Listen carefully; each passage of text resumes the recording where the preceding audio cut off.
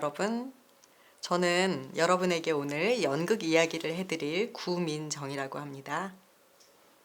자, 우리 이제 인사를 한번 나눠 볼 텐데요. 특별한 방식으로 인사를 한번 나눠 볼게요. 숲속 길 사진이 보이시나요? 네, 초록색 숲길 사진이 보이시죠? 여러분은 저와 함께 이 숲길을 음악을 들으며 친구와 도란도란 이야기를 나누는 느낌으로 걸어가는 상상을 하면서 강의를 들으실 거예요. 그리고 저는 그런 마음으로 여러분께 인사를 드립니다. 자, 여러분, 지난 한 주 어떻게 지내셨어요? 옆에 종이가 한 장 있다면 마음에 드는 색깔 고르셔서 지난 한 주의 자기 느낌을 색깔로 표현해 볼게요. 저는 이런 느낌으로 지난 한 주를 보냈답니다. 네, 약간 연두빛깔 나비인데요. 힘든 일도 많았지만 기분이 좋아지도록 스스로 노력했던 것 같아요. 그래서 조금은 가볍고 약간 싱그러운 그런 나비로 색깔을 표현해 봤습니다. 여러분들도 그림으로 자기 지난 한 주 보낸 느낌을 색깔로 칠한 다음에 그림도 그리고 친구들하고 함께 비교해 보면서 지난 한 주의 안부를 물어보도록 해요. 그래서 그림을 쭉 펼쳐 놓으면 안부 갤러리가 되거든요. 예, 그리고 혹시 온라인으로 친구들과 함께 만난다 하더라도 온라인 화면에 그림을 쭉 펼쳐 놓으면 안부 갤러리 쇼를 할 수가 있어요. 그렇게 해서 우리는 서로의 안부를 궁금해하는 사이다.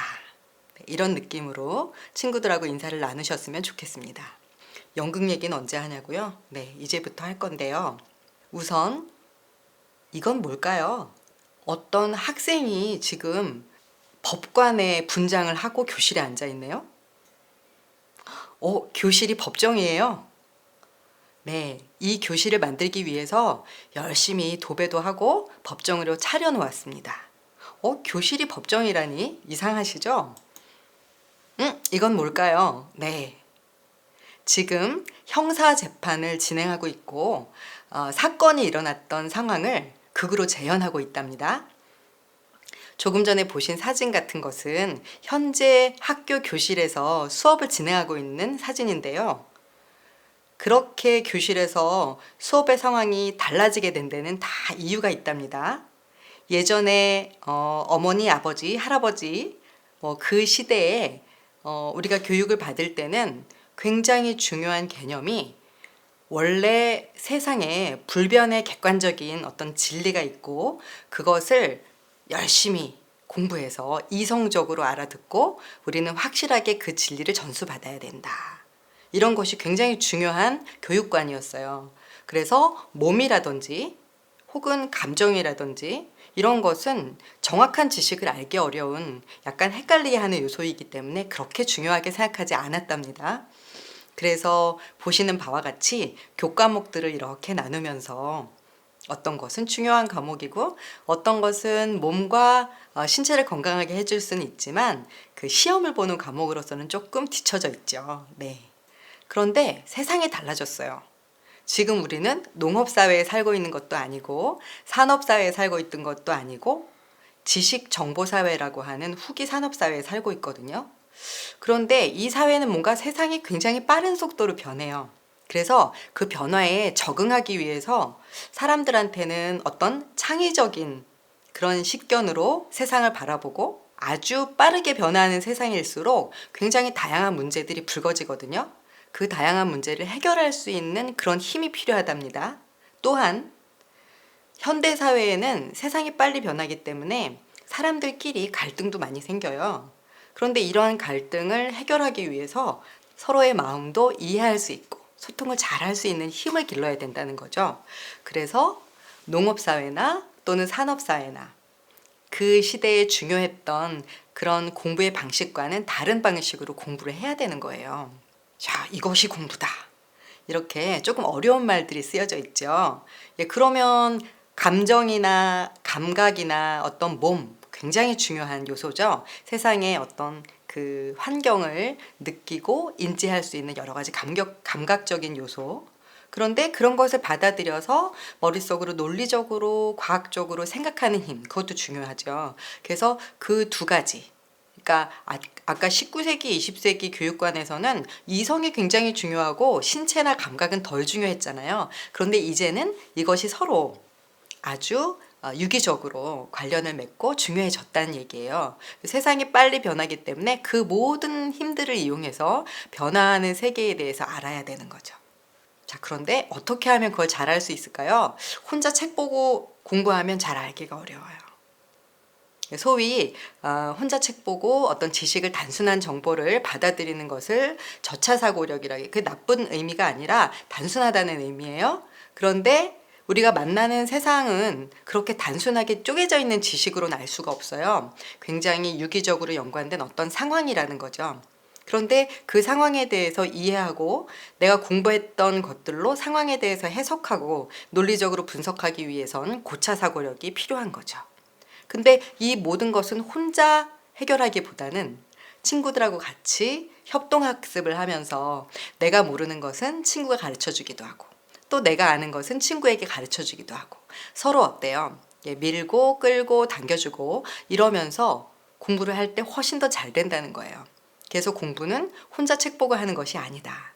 그래서 아까 선생님이 보여준 그림 같은 사진 같은 그렇게 교실이 법정으로도 변하고 친구들은 모두 일어나서 같이 무언가 극을 만들고 있고 이런 식의 수업이 진행되는 겁니다. 이 교실은 어떠세요? 익숙하시죠? 이 교실이 몇 년대 교실 같으세요? 네, 이게 자세히 들여다보면 1960년대라고 써 있어요. 네, 근데 요즘 학교도 물론 협동학습도 하고 다양한 교실의 변형이 이루어지기는 하지만 기본적으로는 선생님이 앞에서 수업을 하시고 학생들은 앉아서 열심히 공부하는 이런 모습이죠. 그런데 살짝 이렇게 생각을 바꿔봐요. 이건 뭘까요? 네, 학생들이 일어나서 무언가 하고 있네요. 선생님은 어디 있을까요? 찾기가 좀 어려워요. 그죠? 어디선가 같이 학생들하고 활동을 하고 있습니다. 아까 제가 말씀드렸던 세상이 변했기 때문에 같이 협동학습해야 되고 친구들끼리 무언가 아주 다양한 활동을 하게 되면 공부가 더 잘 된다 그랬잖아요. 교실의 배치도 이렇게 바꾸는 것이 좋고 활동에 따라서 이런 모습을 보이게 됩니다. 자, 이제 선생님이 학교에서 중학생들하고 같이 수업했던 영상을 잠깐 보실게요. 안녕하십니까. 사회 문제와 연극이 만나면 어떻게 될까요? 최근 화두가 되고 있는 문제 중 하나인 사이버 불링에 대해 저희 BBS 뉴스 측이 직접 입수한 결과가 있습니다. 현장에 계신 이하근 기자에게 연결해 보도록 하겠습니다. 이하근 기자. 네, 이하근 기자입니다. 지금 저기 보이시면 피해자가 3명한테 사이버 불링을 계속 당하고 있는데요. 그 상황을 한번 보겠습니다. 야 서지원 뭐하냐? 나 핸드폰인데 핸드폰이 나오냐? 진짜 핸드폰으로 할 수 있긴 해?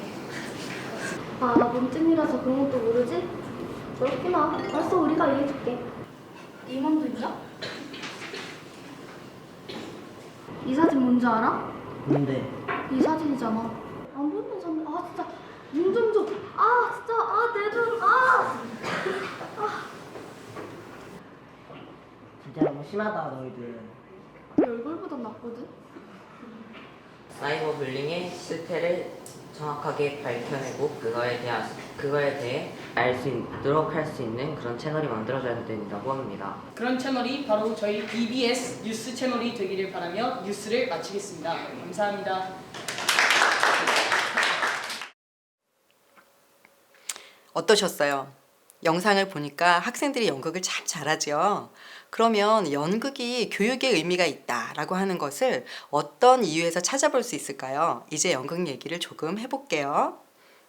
연극, 그러면 어떤 이미지가 떠오르세요? 우선 무대가 떠오르실 것 같고요.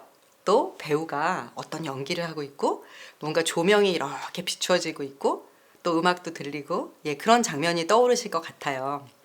그런데 최초의 연극은 어떻게 생겼을까요? 궁금하지 않으세요? 연극은 최초에 어떻게 시작되었을까? 언제 시작되었을까? 근데 제가 공부를 하다 보니까 사람이 언어를 사용하고 글자를 사용하고 이 이전부터도 연극은 있었더라고요. 그러니까 말과 글이 없던 시대에도 연극은 있었던 거예요. 그러면 어떻게 연극이 시작되었을지 상상을 해볼게요.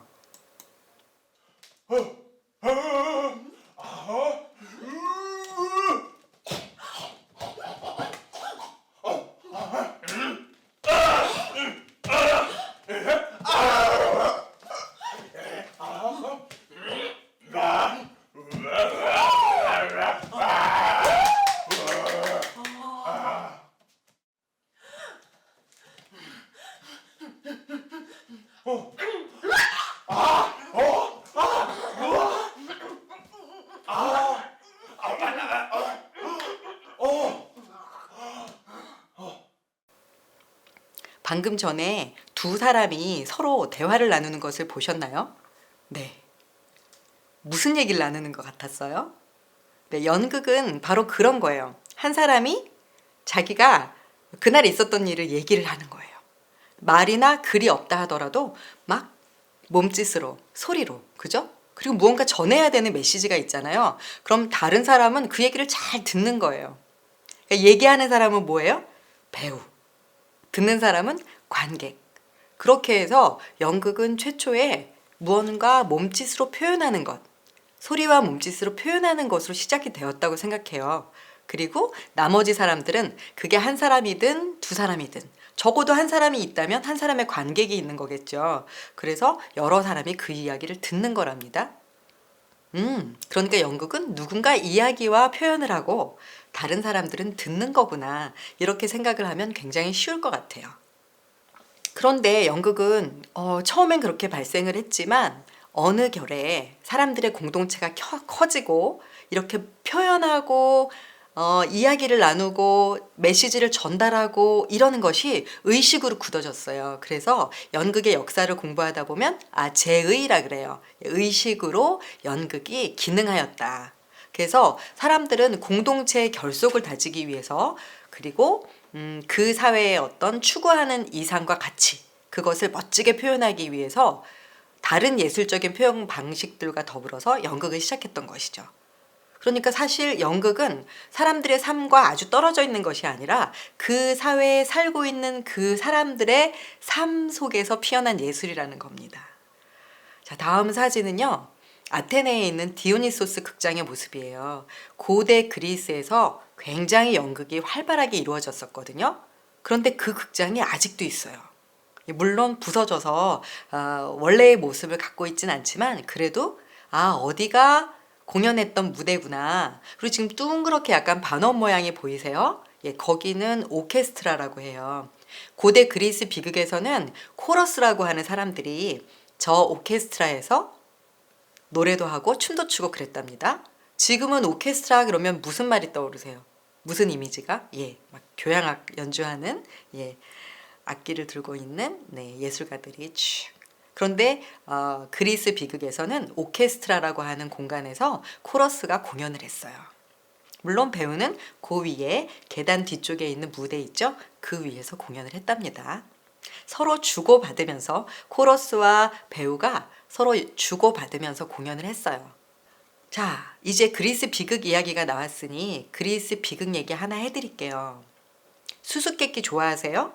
예, 수수께끼를 푸는 연극이 하나 있는데요. 자, 이 조각상은 선생님이 직접 찍은 사진이에요. 그리스에 가서 스핑크스라고 하는 사람의 반신과 그 다음에 하반신은 어때요? 저게 사자라고도 하는데 여튼 그 네 발이 있죠. 그리고 날개가 있어요. 그래서 여인의 상반신, 그 다음에 동물의 하반신, 그리고 날개가 있는 저 괴물이 바로 이름이 스핑크스예요. 근데 이 스핑크스가 전해지는 이야기에 의하면 테바이라고 하는 곳에 딱 진을 치고 지나가는 사람들한테 수수께끼를 내는 거예요. 그런데 수수께끼의 내용은 뭐냐 하면 아침에는 4발, 점심에는 2발, 저녁에는 3발인 존재가 뭐냐라고 묻는 거예요. 그런데 대답을 못하면 어떻게 하냐면 잡아먹어요. 그래서 굉장히 많은 사람들이 공포에 떨었던 거예요. 그러면 이 수수께끼를 누군가 풀어야만 이 스핑크스의 저주로부터 벗어나는 거잖아요. 그런데 전해지는 얘기에 의하면 그 수수께끼를 푼 사람이 있어요. 그 사람이 누굴까요? 네, 바로 이름이 오이디푸스라는 사람이에요. 오이디푸스의 이야기는 참 널리 알려져 있어요. 근데 얘기가 좀 끔찍해요. 네, 오이디푸스는 태어날 때부터 운명적으로 아버지를 죽이고 어머니와 결혼하여 자녀까지 두고 결국 이 사실을 알고 난 다음에 스스로 눈을 멀게 한 다음에 나라를 떠나요. 물론 나중에 아테네 근처에서 죽고 아테네에서 수호자가 되었다는 이야기로 전해지지만 여튼 오이디푸스의 이야기는 굉장히 끔찍한 얘기를 담고 있어요. 자, 궁금하지 않으세요? 그리스인들은 왜 하필 이런 끔찍한 이야기를 만들어서 연극으로 공연하고 그것도 한 번이 아니에요. 거의 해마다 오이디푸스 공연을 했다고 얘기하고 있어요. 그러면 이 사람들은 그리스에 있는 그 신, 인간을 굉장히 많이 닮은 그 신들이 사람들을 저주해서 이렇게 끔찍한 벌을 내리는 걸까? 이렇게 생각했을까요? 그건 아닌 것 같아요. 잘 생각해보면 우리가 지금까지도 그 옛날 이야기가 전해져서 계속해서 공연도 되고 얘기도 되는 것을 보면 아마 그 속에 무슨 깊은 의미가 있는 게 아닐까라고 생각할 수 있어요. 이야기의 심층적인 의미를 한번 파악해 볼까요? 우선 이 이야기는 처음에 말씀드렸던 것처럼 수수께끼를 푸는 이야기예요. 이야기의 주인공은 오이디푸스인데 그 사람은 수수께끼를 아주 잘 풀죠. 예, 스핑크스 앞에서 뭐라고 답을 했느냐면 네, 정답은 바로 인간이었어요. 그죠? 태어날 때 어린이들은 아장아장 어때요? 걷기 전에 우선 네 발로 기잖아요. 그리고는 두 발로 걷죠? 그리고 나이가 들면 어때요? 지팡이를 집으니까 발이 세 개가 되잖아요. 그래서 정답은 인간, 사람 이렇게 답을 한 거예요. 오이디푸스가. 그래서 스핑크스는 너무너무 수치스러워서 절벽에서 떨어져 죽었답니다. 그러니까 오이디푸스는 테바이를 구한 영웅이 된 거예요. 그런데 이 사람은 수수께끼를 풀었기 때문에 점차 불행 속으로 빠지게 돼요. 그러면 왜 불행 속으로 빠지게 됐을까? 궁금하시죠? 이렇게 왜라고 하는 그 수수께끼를 풀어나가는 이야기로 오이디푸스 이야기는 구성되어 있어요. 오이디푸스는 수수께끼를 풀고 그 나라의 왕이 돼요. 애초에 그 나라의 왕은 죽었어요. 그런데 여행 도중에 누군가에게 습격을 받아서 죽었어요.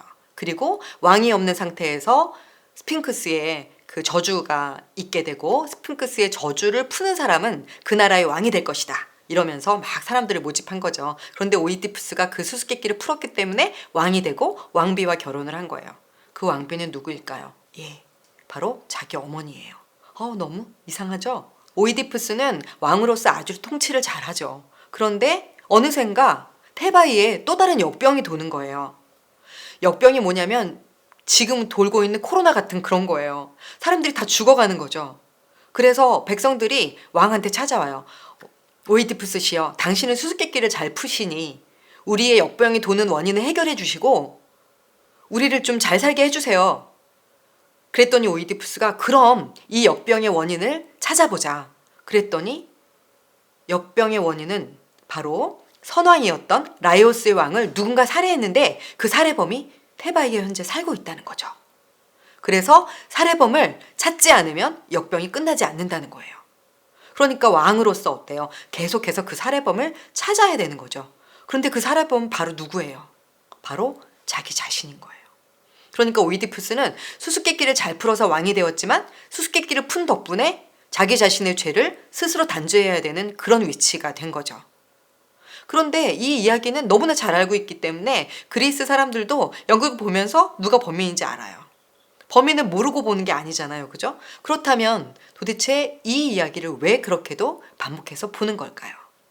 이제 주인공에 대해서 알아볼게요. 오이디푸스. 그 말은 발이 부은 자라는 뜻이에요. 오이디푸스를 구성하고 있는 말은 오이데오 그리고 푸스라는 말이 결합된 말인데 오이데오라는 말은 붓다 그리고 푸스라는 말은 발이라는 뜻이에요. 자, 그런데 이렇게 합성어로 된 그 이름은 바로 발이 붓다라는 뜻인데 처음에 오이디푸스가 푼 그 수수께끼는 뭐예요? 발이 넷, 둘, 셋 발에 대한 수수께끼였죠. 근데 이 사람은 자기 자신이 부은 발을 갖고 있는 사람이에요. 발하고 뭔가 연결되지 않아요? 발을 갖고 있는 존재죠. 그런데 그 발은 정상적인 발이 아니라 구멍이 뚫려서 부은 발인 거예요.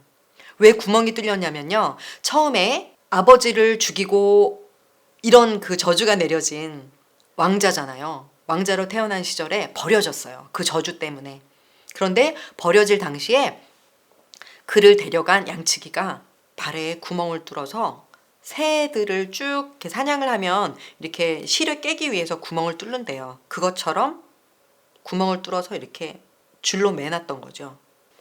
그래서 발은 붓고 피가 나고 그랬을 거예요. 네.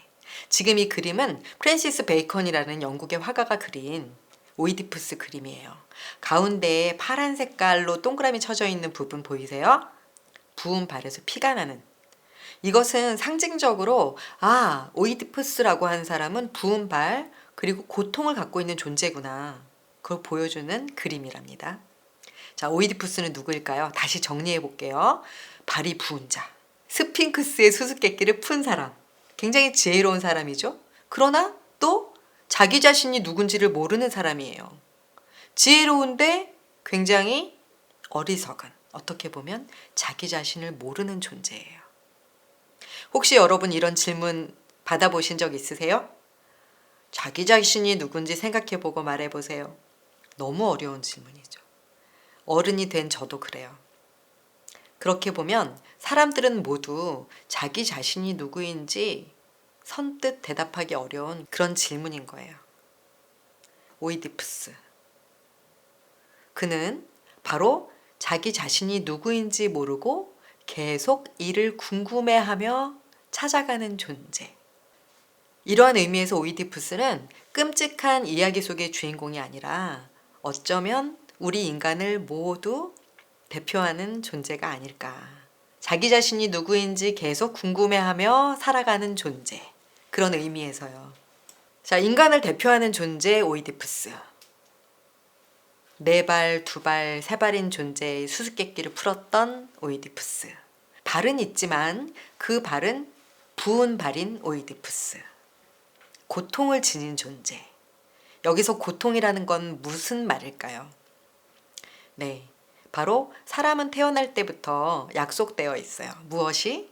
결국 한 번은 죽음에 이른다고 하는 사실.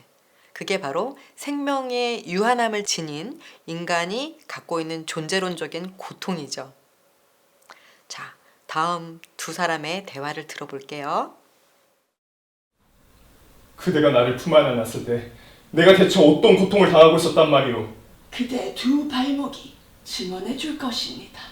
어쩌자고 그대는 그 해묵은 불행을 말하는 게요. 그대의 두 발목에 구멍이 뚫려 있길래 내가 그 묶인 것을 풀어드렸습니다. 난 요람에서부터 무서운 오점을 갖고 나왔구나. 이러한 운명 때문에 그대는 지금의 이름으로 불리게 되었던 것입니다.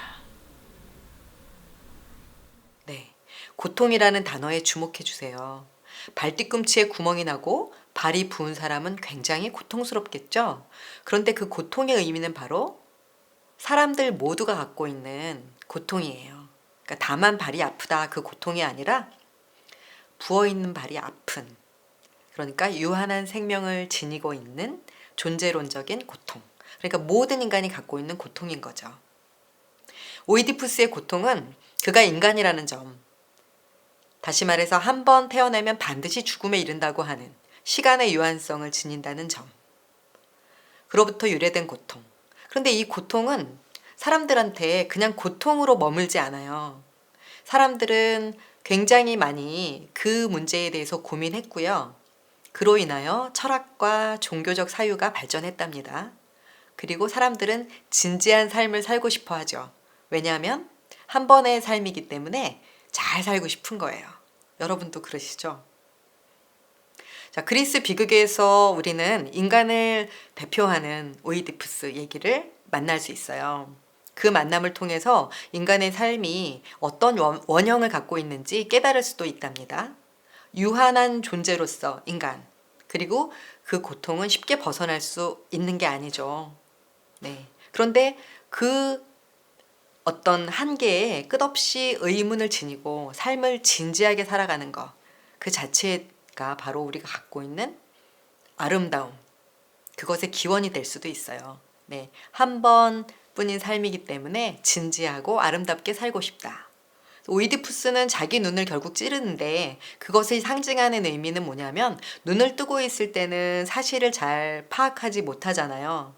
그리고 눈을 찌르고 나서야 비로소 모든 것을 꿰뚫어 보게 되는 거죠. 아주 역설적이게도. 그래서 그 알미라고 하는 것은 오이디푸스가 깨달은 건 뭐냐면 나의 삶은 유한자로서, 즉 시간을 한정되게 가진 사람으로서 신이 아닌 굉장히 불완전한 사람이구나 라고 하는 것을 깨닫는 거예요. 자, 그리스 비극은 처음에 종교적인 제의에서 생겨났고 종교적인 성찰로 가득 차 있어요. 지금 들려드린 이야기처럼. 자, 그런데 그리스 비극의 이야기를 여러분이 만약 읽으신다면 표면적인 것에서 그치지 말고 더 나아가서 인간 그 자체가 지니는 삶에 대한 성찰을 담고 있다. 이런 것을 깨달으시고 조금 더 깊이 이해하셨으면 좋겠어요. 이런 까닭에 그리스 비극은 아마도 계속해서 현재까지 살아남아서 고전으로 계속해서 들려지는 것일지도 모르겠어요. 예, 고전이란 그런 것이죠. 현재 우리 삶을 이해하는 토대가 되는 이야기.